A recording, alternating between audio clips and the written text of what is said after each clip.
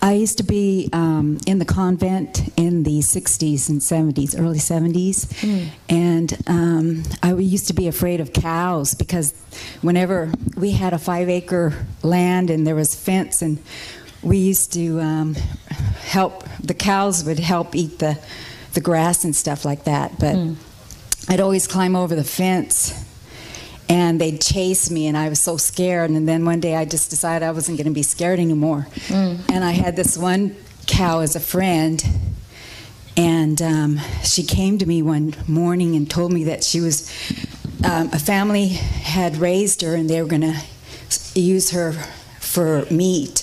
So she came to me one morning and told me that she was going to be slaughtered. And so I don't know how I did it. That they even know in advance, and you think they don't know anything. So eat all that meat, poor thing. I don't know what I gave her to eat because we used to make the little wafers for the communion. And we'd feed that to the cows. But for some reason, I gave her something that when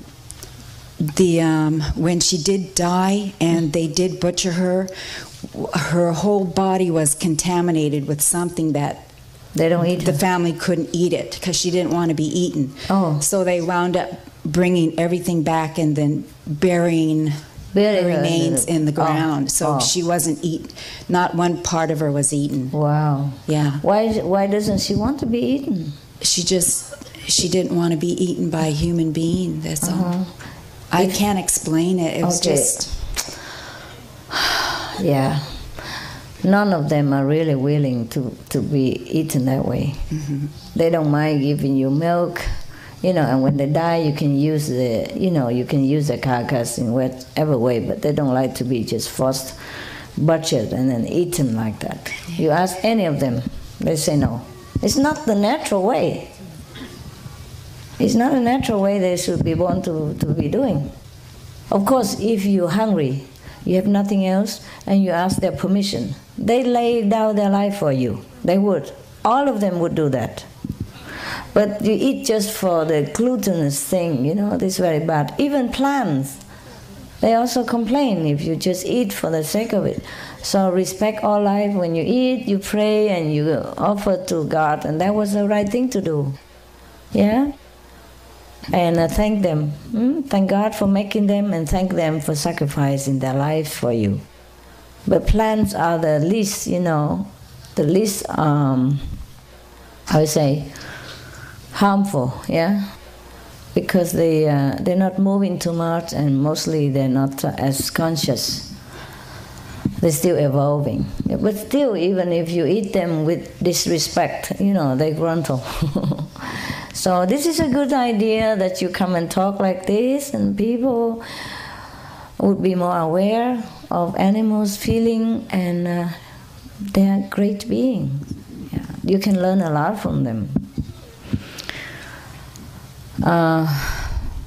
Sometimes you ask the Maltese and they would tell you that love is the best thing. The Maltese is very loving. They call them million kisses dog. He always loves you. Kiss you all over all the time. They used to be very, very beloved in Europe. I came from Malta Island, next to Spain. It belonged to Spain. That's what I call Maltese. They would tell you that love is the best thing, and fear is the next best thing. When you're fearful, you try to learn things, and you have more knowledge. But when you have love, you just know. You don't need to learn. If you have love, you just know. And everything would just easy. So he say, if you have fear, you learn. If you have love, you know. It's very good though. So I feel sorry for a lot of people who are just, munching, eating, and harassing and mutilating these great beings. In the Bible, God say, I make animals just to help you, be your friends. They're really helping us. The cows help to fertilize the land and to give milk to some children who doesn't have mother's milk, and give milk to any being. You know, other animals as well. And give us cheese and milk, they don't mind doing that. But in a natural way, not like now, like with the machine, it's so painful and all that stuff. So I rarely eat dairy product. Not that I'm fanatic, but I don't like since long, before even I practice Hoan method. I rarely take milk or any dairy product. You know, actually they are the second mother to many babies, to many of us. And nowadays, most of us grow up with cow's milk. So how can you slaughter your mother? Yeah. Huh? In China and in Vietnam before, you know, in Asia, we have second mother like that. Like the mother who's a wealthy lady doesn't want to feed the baby because too much inconvenience. Then she always hire another mother who has a baby herself but have plenty of milk, so they both can drink from that milk. We call that the...